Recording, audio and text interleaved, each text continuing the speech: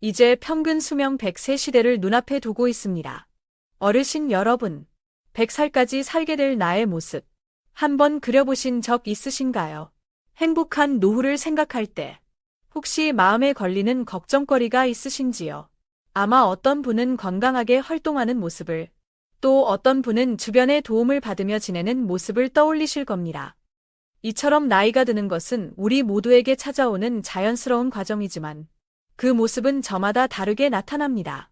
같은 80살이라도 마치 40살, 50살처럼 건강하여 활발히 사회생활을 하는 분이 있는가 하면 반대로 자리에 누워 지내는 분도 계십니다. 잠시 주위를 둘러보세요. 나이는 같아도 노후의 모습은 참 다르다는 것을 금방 알 수 있습니다.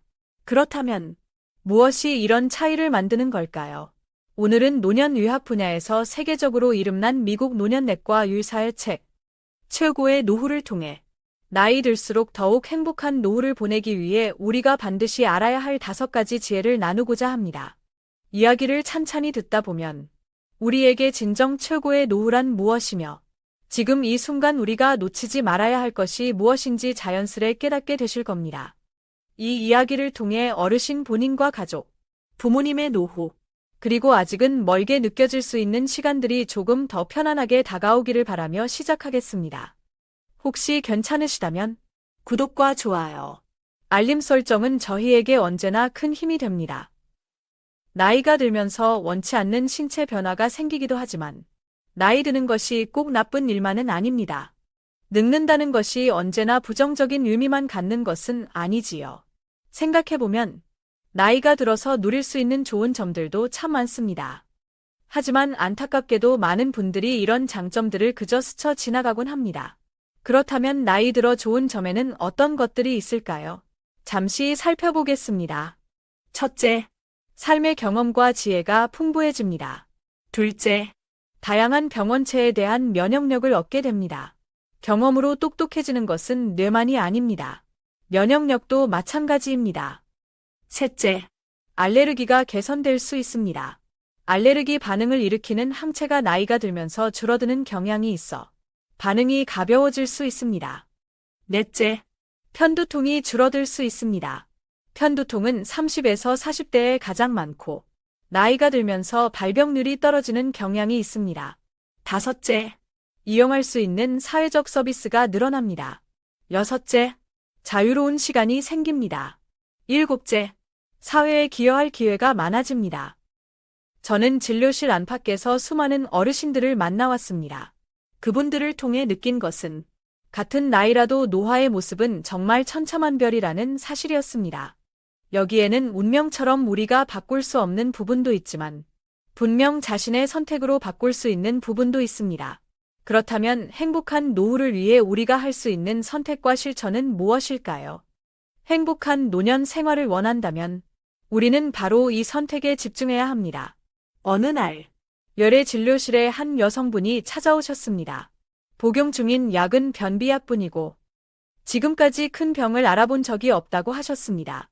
겉모습은 70대처럼 젊어 보였고 건강한 두 다리로 직접 걸어서 진료실에 들어오셨습니다. 저는 혹시 나이를 잘못 본 것은 아닌가 싶어 진료 기록부를 몇 번이나 확인했지만 틀림없는 100세였습니다. 제가 조금 놀란 표정을 짓자 여성분은 마음은 아직 20살이에요 하며 환하게 웃으셨습니다. 정기 검진이 목적이었기에 진료는 간단히 끝났지만 저는 궁금증을 참을 수 없어 여쭤보았습니다. 실례가 안 된다면 어르신의 젊음의 비결이 무엇인지 여쭤봐도 될까요? 그러자 이런 대답이 돌아왔습니다. 좋아하는 음식을 마음껏 먹고 자잘한 일에는 신경 쓰지 않고 마음 가는 대로 살아서일까요? 함께 온 손자가 옆에서 덧붙였습니다. 할머니는 스테이크를 좋아하셔서 일주일에 한 번은 꼭 드세요. 스테이크, 정말 좋아해요. 하지만 원 없이 먹었으니 이제 언제 눈을 감아도 괜찮아요. 아주 짧은 대화였지만 제게는 잊히지 않을 만큼 강렬한 인상을 남겼습니다.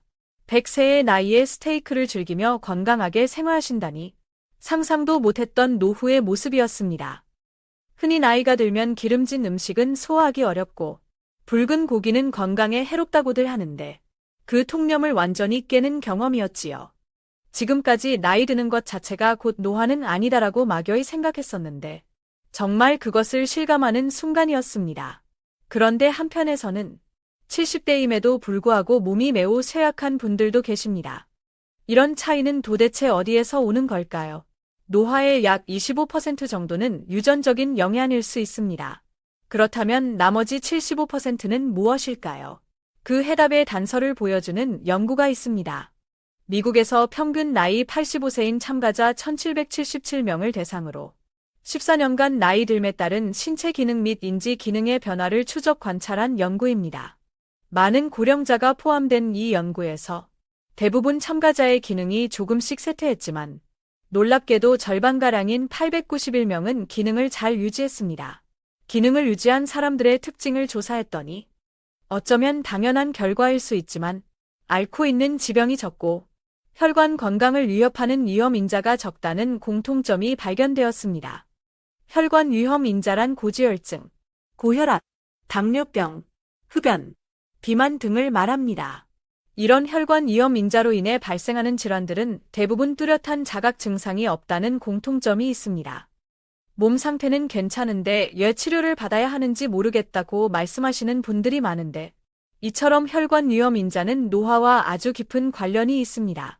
실제로 심장병, 고혈압, 비만이 있는 사람은 노화 진행이 더 빠르다는 특징이 있습니다. 미국 노년의학회에서 권장하는 건강한 노후에 꼭 필요한 5가지 요소 중 첫 번째는 바로 몸, 모빌리티입니다. 여기서 모빌리티는 가동성이나 이동성, 즉 우리 몸을 얼마나 잘 움직일 수 있는가를 의미합니다. 젊었을 때는 아무런 도움 없이 자유롭게 활동하던 사람도 나이가 들면 지팡이나 보행기가 필요한 순간이 찾아올 수 있습니다. 더 나아가 휠체어에 의지하거나 누워서 생활하게 되는 경우도 있습니다. 겉으로 보기에는 걷는데 문제가 없어 보이는 분들에게도 낙상의 위험은 언제나 존재합니다.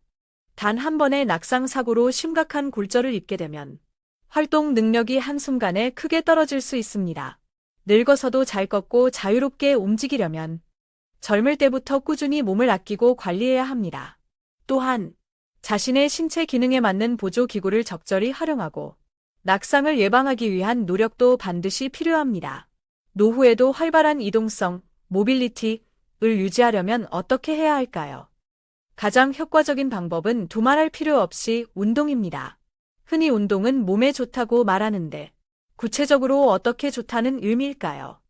이에 관해서는 지금까지 수많은 연구가 이루어졌고 그 효과는 실로 다방면에 걸쳐 입증되었습니다. 먼저 질병 위험을 낮추는 측면에서 보면 운동은 사망 위험뿐 아니라 심혈관 질환, 고혈압 등의 위험을 낮춥니다. 그리고 요요라고 생각하실 수도 있지만 폐암, 유방암, 췌장암 등 최소 8종류의 암 발병 위험을 떨어뜨린다는 연구 결과도 있습니다. 물론 이것이 운동하면 암에 절대 걸리지 않는다는 인과관계를 직접적으로 보여주는 것은 아니지만 적어도 매우 밀접한 관련이 있다는 것을 시사합니다. 반대로 주로 앉아서 생활하는 습관이 암 발생 위험을 높인다는 연구 보고도 있습니다. 이 연구에서는 운동 여부와 관계없이 앉아있는 시간이 길수록 암 발병 위험이 높아진다고 지적합니다. 일상에서 하루하루의 활동량이 건강에 미치는 영향을 즉각적으로 느끼기는 쉽지 않지만 장기적인 관점에서 보면 10년, 20년 뒤의 건강과 매우 밀접하게 연관되어 있습니다. 또한 운동은 질병 발병 위험을 낮출 뿐만 아니라 신체 기능, 인지 기능, 삶의 질, 수면의 질을 개선하는 효과도 있습니다. 이렇게 본다면 행복한 노후를 위해 운동만큼 뛰어난 명약은 없다고 해도 과언이 아닙니다. 운동은 종류나 강도의 차이를 고려하는 것도 중요하지만 그보다 더 중요한 것은 지속성입니다. 운동은 꾸준함이 생명이기 때문에 즐겁게 오랫동안 할 수 있는 운동을 선택하는 것이 가장 좋습니다. 물론 꾸준히 운동하는 것이 말처럼 쉬운 일은 아닙니다. 하지만 매일 양치질하고 세수하듯이 한번 습관으로 만들면 오히려 운동하지 않는 날이 더 개운치 않게 느껴질 것입니다. 어떤 운동이든 조금이라도 하는 것이 전혀 안 하는 것보다 훨씬 낫습니다. 시작이 어렵게 느껴지시더라도 이번 기회에 용기를 내어 한 발 내디뎌 보시는 건 어떨까요? 지금의 작은 결단이 5년 뒤, 10년 뒤에 어르신을 구할지도 모릅니다. 노후에는 근육이 연금보다 더 중요합니다. 노년층에게 운동이 더욱 절실한 이유는 바로 근육을 지키고 다양한 상황에서 몸을 잘 사용하기 위해서입니다. 그만한 체력과 근력이 있어야만 가능합니다. 운동은 이러한 건강한 일상을 가능하게 도와줍니다. 운동의 강도보다는 꾸준함이 중요합니다. 자신에게 맞는 적절한 강도와 방식을 찾아 꾸준히 실천함으로써 근육이 줄어드는 근감소증을 예방해야 합니다.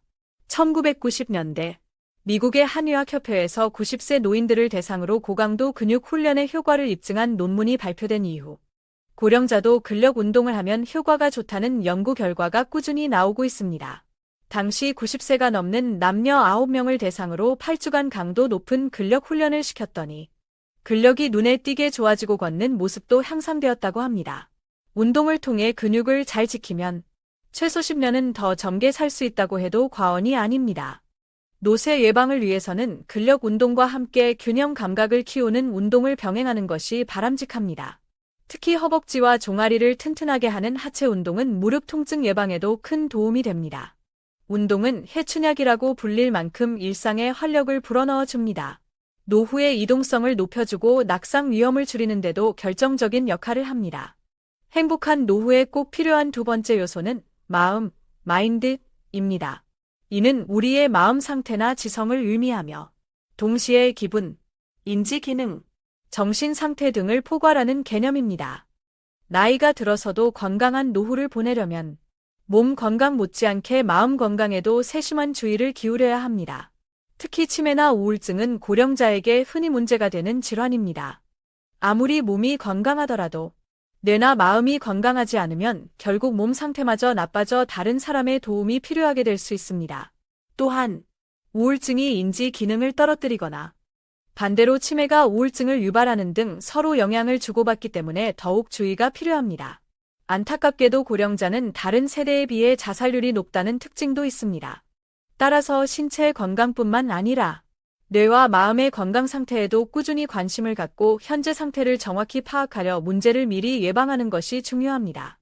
65세 이상 어르신 5명 중 1명은 치매를 앓고 있다는 통계가 있습니다. 노화로 인해 뇌가 조금 위축되더라도 기본적인 생활은 유지할 수 있지만 문제는 그보다 심각하게 인지 기능이 저하되어 치매 상태에 이르는 경우입니다. 치매는 많은 사람들이 노후에 가장 겪고 싶지 않은 피하고 싶은 질병 중 하나일 것입니다. 치매란 인지 기능이 성인이 된 이후의 장애로 인해 쇠퇴하여 일상생활을 독립적으로 영위하지 못하게 된 상태를 말합니다. 진단 기준 중 하나가 바로 독립적인 일상생활이 불가능하다는 점입니다. 요즘 우리 남편 건망증이 심해진 게 치매 같아요. 같은 말을 들어보셨을 수도 있지만 만약 그 대상이 문제없이 직장 생활을 계속하고 있다면 치매라고 보기 어렵습니다. 이런 경우는 나이에 따른 자연스러운 건망증으로 판단하는 것이 맞습니다. 일상생활을 독립적으로 하는데 큰 지장이 없기 때문입니다. 하지만 혼자서도 아무 문제 없이 잘 지내던 사람이 세탁기에 젖은 빨래를 넣어둔 채 깜빡 잊어버리거나 수도꼭지 잠그는 것을 반복적으로 잊는다면 상황이 다릅니다. 가까이 사는 친구들의 도움이 없이는 장보기도 어렵고 집안일은 전부 도우미에게 맡겨야 하는 상황이라면 이는 일상생활에 확실한 지장을 주는 경우입니다. 만약 우울증이나 선망, 일시적인 의식 혼란 상태 등의 다른 가능성이 없다면 치매로 진단될 수 있습니다. 어떤 병이든 미리 예방할 수만 있다면 그보다 더 좋은 치료법은 없을 것입니다. 질병의 예방은 언제나 치료보다 중요한 단계이기 때문입니다. 그렇다면 치매는 예방할 수 있을까요? 결론부터 말씀드리자면 현재까지 과학적으로 확실하게 입증된 치매 예방법은 많지 않습니다. 하지만 치매 예방과 관련될 가능성이 있는 생활습관 중 중요한 것 하나가 바로 수면입니다. 잠과 관련해서는 주로 두 가지 이야기가 있습니다. 하나는 잠을 지나치게 많이 자면 머리를 쓰지 않게 되어 치매 위험이 커진다는 것이고, 다른 하나는 잠을 제대로 자지 못하면 피로가 쌓여 치매 위험이 커진다는 것입니다. 과연 어느 쪽이 맞는 말일까요? 한 연구에 따르면 중년과 노년기의 적절한 시간, 통상적인 시간, 수면을 취하는 사람이 짧은 시간 수면을 취하는 사람보다 치매 발병 위험이 낮다는 사실이 밝혀졌습니다. 또한 평균 수면 시간이 5시간, 6시간에서 7시간으로 늘어날수록 치매 위험이 떨어지는 경향이 확인되었습니다. 정리하자면, 수면 시간이 7시간보다 짧으면 짧을수록 치매가 생길 위험이 증가한다는 의미입니다. 물론, 단순히 수면 시간만으로 판단하기에는 한계가 있습니다. 수면의 질은 어떻게 고려해야 할지 등의 문제도 남아 있습니다. 똑같이 7시간을 자더라도 깊이 잠드는 사람과 중간에 자주 깨는 사람 사이에는 차이가 있을 수 있습니다. 하지만 이러한 한계에도 불구하고 이 연구는 평균 7시간 정도의 수면을 취하는 생활 습관이 치매 위험과 관련될 가능성이 가장 낮다는 점을 시사합니다. 잠을 자는 동안 뇌에 쌓인 노폐물이 충분히 제거되면서 알츠하이머병을 비롯한 여러 뇌 질환을 예방하는 데 도움이 되는 것으로 보입니다. 따라서 충분하고 질 좋은 수면은 치매 예방의 중요한 요소가 될 수 있습니다. 행복한 노후에 꼭 필요한 세 번째 요소는 약, 메디케이션입니다. 이는 우리가 복용하는 약을 가리킵니다. 나이가 들면 몸 여기저기 예전 같지 않고 없던 병이 하나둘 생기기 마련입니다. 그러다 보면 자연스레 먹는 약의 가짓수가 점점 늘어나 여러 종류의 약을 동시에 복용하게 되는 경우가 많습니다. 하루에 복용하는 약의 수가 매우 많은 상태를 다약제 복용이라고 합니다. 물론 약이나 질환의 특성상 어쩔 수 없이 오랫동안 약을 먹어야 하는 경우도 있고 먹는 편이 더 좋은 약도 분명히 존재합니다. 하지만 한편으로는 이제 그만 먹어도 되는 약이나 오히려 끊는 편이 더 좋은 약이 있음에도 불구하고 의사나 환자 본인이 미처 인지하지 못해 계속 복용하게 되는 경우도 적지 않습니다. 고령이 되면 이러한 다약제 복용이 흔하게 나타납니다. 따라서 나이가 들수록 우리는 약과 현명하게 동행하는 방법을 고민해야 합니다. 나이가 들면 약 부작용 때문에 식사를 제대로 못하는 경우도 생길 수 있습니다. 때로는 약의 부작용이 식욕 저하의 직접적인 원인이 되기도 합니다. 의사로서 제가 자주 접하는 사례 중 하나는 치매약입니다. 치매약은 인지 기능이 떨어지는 속도를 늦추는 효과가 있습니다. 하지만 동시에 식욕 저하를 비롯한 소화기 문제와 체중 감소가 가장 흔한 부작용으로 지적됩니다. 꾸준히 복용하고 있지만 별다른 부작용은 없다고 말씀하시는 분들도 계시지만 실제로 약의 용량을 줄이거나 복용을 중단했더니 식욕이 다시 돌아왔다고 말씀하시는 분들도 있습니다. 이처럼 늘 먹던 익숙한 약이 자신도 모르는 사이에 건강을 해치고 있을 수도 있습니다. 한편 지나치게 마르거나 식욕이 떨어지는 이유가 아직 진단되지 않은 다른 질환 때문일 수도 있습니다. 위나 식도에 문제가 있다면 비교적 쉽게 알아차릴 수 있지만 전혀 예상하지 못한 질환이 식욕 저하의 원인이 되기도 합니다. 만약 고령의 가족이 요즘 들어 음식을 제대로 드시지 못한다고 느껴진다면 혹시 우리가 놓치고 있는 문제는 없는지 꼼꼼히 점검하고 문제가 있다면 그에 맞는 적절한 대처를 하는 것이 중요합니다. 행복한 노후를 위해 꼭 필요한 네 번째 요소는 예방입니다.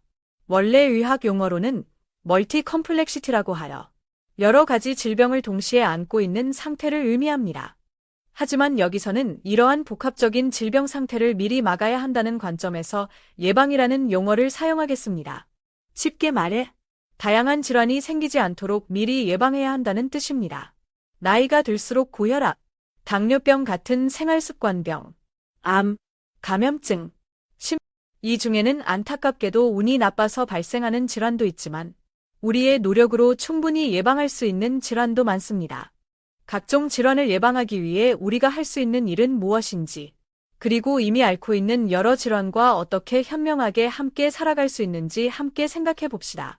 수명이 길어질수록 예방의학의 중요성은 더욱 강조될 수밖에 없습니다. 만성질환은 우리가 살아오면서 몸에 축적된 노화의 결과이기도 하지만 그중 상당수는 효과적인 예방법이 이미 알려져 있어서 사전에 충분히 막을 수 있습니다. 결국 우리가 얼마나 관심을 갖고 예방을 실천하는가에 따라 노후의 삶의 모습이 크게 달라질 수 있습니다. 질병의 예방에 초점을 맞춘 의료를 예방의학이라고 하며 몇 년 전부터 많은 주목을 받고 있습니다. 예방의학은 크게 건강검진, 예방접종, 그리고 생활습관 개선이라는 세 가지 기둥으로 이루어집니다. 전 세계적으로 평균 수명이 계속 길어지고 있는 현 시대에 예방의학이야말로 건강하게 장수하기 위한 필수적인 지식이 아닐까요? 만약 우리가 미리 질병을 예방하고 건강관리를 제대로 하지 않는다면 신체 노화에 따라 40대, 50대라는 비교적 젊은 나이에 중병에 걸려 인생의 절반 이상을 질병으로 고통받게 될지도 모릅니다. 예방의학이 당장 현재의 우리를 갑자기 더 행복하게 만들어주는 힘은 없을지 모릅니다. 0점을 플러스 1점으로 만드는 힘. 하지만 미래의 나와 소중한 사람들이 불행해지는 것을 막아주는 힘, 즉 0점을 마이너스로 만들지 않는 힘은 매우 강력합니다. 늙으면 아픈 게 당연하다고만 생각하지 마시고 예방의학적인 관점에서 지금 당장 할 수 있는 일부터 찾아서 하나씩 실천해 보시길 권합니다. 예방의료 측면에서 건강검진 다음으로 우리가 꼭 알아야 할 사항은 바로 예방접종입니다. 인류가 지금처럼 발전하고 번영할 수 있었던 역사에는 예방접종의 공헌을 빼놓을 수 없습니다. 효과적인 백신들이 개발되고 아이들에게 널리 접종되면서 과거 인류를 위협했던 수많은 감염증이 극적으로 감소했고 일부는 완전히 사라지기도 했습니다. 이것이 인류의 수명 연장에 크게 기여한 중요한 요인 중 하나입니다. 또한 예방접종은 접종받은 개개인의 건강과 생명을 지킬 뿐만 아니라 집단 면역을 통해 사회 전체를 보호하는 역할도 해왔습니다. 최근 백신 기피 현상이 나타나는 것은 어쩌면 효과적인 백신이 만들어낸 역설적인 상황일지도 모릅니다. 수많은 효과적인 백신 덕분에 우리 주변에서 치명적인 감염증이 사라지자 현대인들은 그 고마움을 점차 잊게 되었고 간혹 발생하는 부작용 사례가 부각되면서 백신은 의미 없다는 주장이 설득력을 얻게 된 것입니다. 실제로는 백신 개발과 접종 덕분에 우리가 그 질병들을 극복할 수 있었는데도 말입니다. 그렇다면 성인이 된 우리에게는 실제로 어떤 백신이 필요할까요? 대부분의 사람들은 어렸을 때 필요한 예방접종을 받았기 때문에 그 효과가 평생에 걸쳐 어느 정도 지속됩니다. 하지만 시간이 지나면서 면역 효과가 감소하여 추가 접종, 업데이트, 이 필요한 백신도 있고 스스로 챙겨야 하는 백신도 있습니다. 잠시 확인해 보겠습니다. 독감 백신, 모든 성인에게 권장됩니다.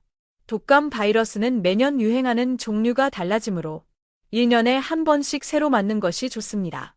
매년 맞으면 예방 효과를 더욱 높일 수 있습니다. 파상풍 백신, 10년에 한 번씩 추가 접종이 필요한 백신입니다. 파상풍균은 흙 속에 살고 있어서 평소에는 큰 문제가 되지 않지만 넘어져서 상처가 생기면 위험할 수 있습니다. 상처를 통해 균이 몸 안으로 들어올 수 있기 때문입니다. 백신을 맞으면 예방할 수 있지만 감염되면 몸이 굽고 심각한 후유증을 남길 수 있는 무서운 병입니다. 10년에 한 번은 꼭 추가 접종을 고려해 보세요. 홍역, 풍진 백신, 자신이 어렸을 때 백신을 맞았는지 혹은 항체가 충분히 있는지 확실하지 않다면 유료 기관에서 혈액 검사를 통해 확인할 수 있습니다. 만약 항체 수치가 낮다면 추가 접종이 권장됩니다. 대상포진 백신, 주로 50세 이상에게 권장됩니다. 예방 효과가 매우 뛰어나서 임상시험에서 90%가 넘는 예방 효과가 확인되었다고 합니다. 대상포진 자체가 생명을 위협하는 질환은 아니지만 극심한 통증이 오랫동안 지속되어 삶의 질을 크게 떨어뜨릴 수 있는 성가신 병입니다. 폐렴구균 백신, 원칙적으로 65세 이상이 대상이지만 천식이나 만성 폐질환 같은 지병이 있는 경우에는 65세 미만이라도 접종이 권장됩니다. 해당되는 지병이 있는데 아직 맞지 않으셨다면 주치의와 상담해 보시기 바랍니다. 건강하게 오래 사는 사람들은 무엇을 먹고 마실까? 질병을 예방하는 식사법으로 잘 알려진 것에는 대시 식단과 지중해식 식단이 있습니다. 먼저 대시 식단은 과일과 채소, 통곡물, 견과류, 저지방 유제품을 충분히 섭취하고 염분, 소금, 과붉은 고기, 소고기, 돼지고기 등 단 음식, 설탕 등을 줄이며 지방 섭취량을 전체 칼로리의 25% 미만으로 제한하는 식사법입니다. 중요한 포인트는 저염, 저당, 저지방이며 식이섬유와 칼륨, 칼슘, 마그네슘 등이 풍부한 음식으로 구성됩니다. 이 식사법은 원래 미국 국립보건원에서 고혈압 환자를 위해 개발했으며 여러 언론 매체를 통해 최고의 건강식단으로 선정되기도 했습니다. 한 연구에 따르면 이 식단을 꾸준히 실천한 중년 여성의 경우 심장질환, 관상동맥질환 위험이 감소했다고 합니다. 대시 식단은 따라 하기 쉽고 영양 균형이 뛰어나며 체중 감량 효과도 있는 것으로 알려져 있습니다. 당뇨병과 심장병 예방에도 도움이 된다는 점에서 높은 평가를 받고 있습니다. 다음으로 지중해식 식단의 특징은 신선한 해산물과 채소를 즐겨 먹는다는 점입니다. 채소 섭취량을 늘리면서 올리브류, 견과류, 생선 등으로 건강한 지방과 단백질을 보충하는 식사법이라고 할 수 있습니다. 주된 식재료는 채소, 과일, 통곡물, 콩류, 견과류, 씨앗류 등이며 지방의 주요 공급원으로는 올리브유가 권장됩니다. 여기에 가볍게 와인 한 잔을 곁들이기도 합니다. 생선과 닭고기, 유제품은 소량에서 중간 정도까지 섭취가 허용되며 소위 붉은 고기라고 불리는 소고기나 양고기는 거의 섭취하지 않습니다. 지중해식 식단에서는 특히 일주일에 2번 이상 생선과 같은 해산물 섭취를 권장합니다. 이는 불포화 지방산의 일종인 오메가-3 지방산이 풍부하여 좋은 지방과 단백질을 보충하기 위함입니다.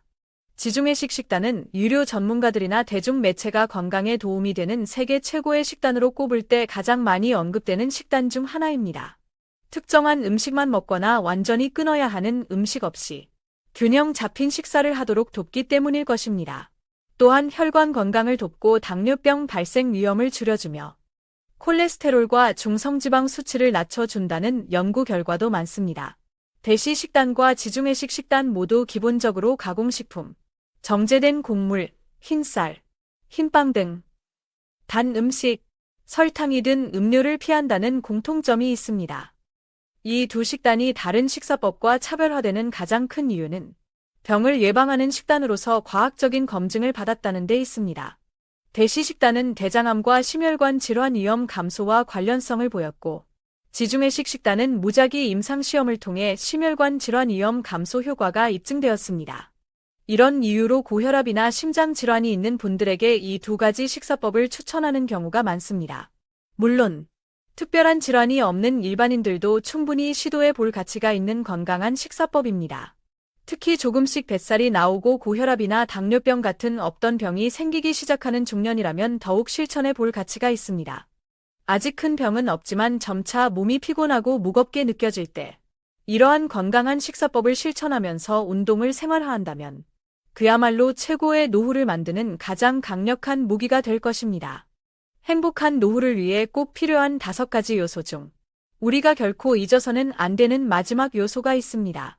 바로 나의 인생에서 무엇이 가장 중요한가 하는 관점, 즉 삶의 의미입니다. 사람에게는 저마다 추구하는 삶의 목표나 방식, 중요하게 생각하는 가치가 다릅니다. 자리에 누워 지내게 되더라도 무조건 오래 살고 싶다고 생각하는 사람이 있는가 하면 다른 누구에게도 의존하지 않고 스스로 살아가는 삶을 무엇보다 중요하게 여기는 사람도 있습니다. 등산을 유난히 좋아하는 분에게는 등산을 할 수 없는 삶은 의미가 없을지도 모릅니다. 이처럼 각자의 삶의 의미와 자신에게 가장 중요한 가치는 무엇인지, 그리고 이를 통해 어떤 삶을 살아가고 싶은지를 아는 것 또한 현명하게 나이 들어가는 과정에서 매우 중요한 사항입니다. 어쩌면 이것이야말로 최고로 행복한 노후를 만드는 데 가장 핵심적인 요소일지도 모릅니다.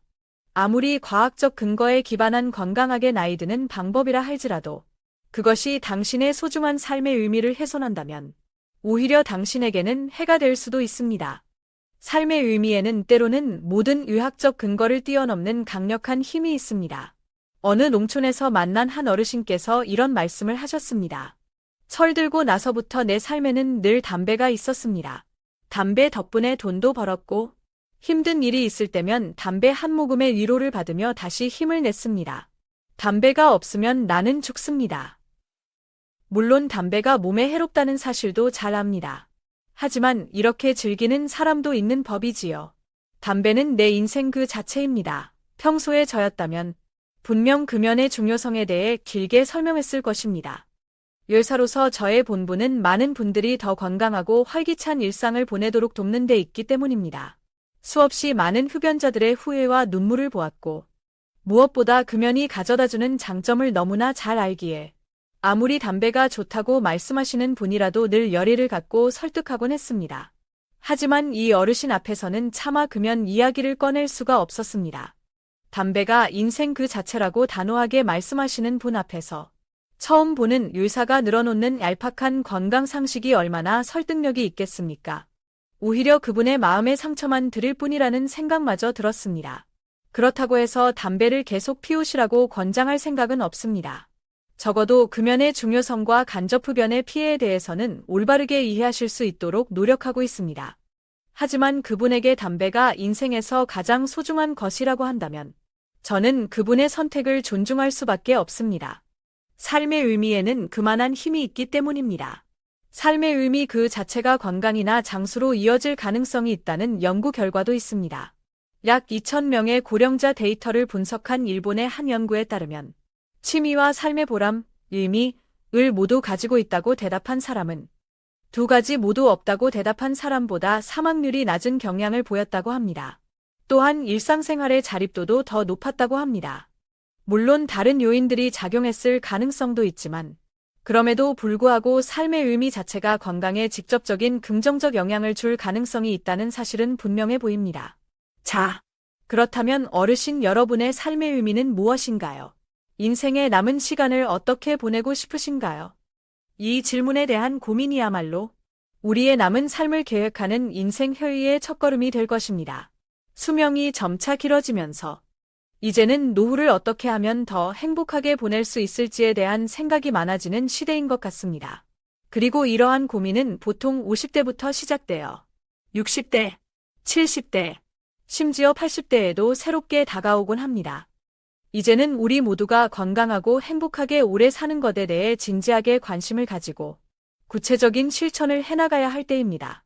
특히 지금 이 순간, 어르신 여러분의 마음가짐과 생각이 정말 중요하며 앞으로 만들어갈 생활습관 하나하나가 미래의 건강과 행복을 결정짓는다는 사실을 꼭 기억해 주셨으면 합니다. 이상, 삶의 지혜였습니다. 어르신들의 건강하고 행복한 노후를 진심으로 응원합니다.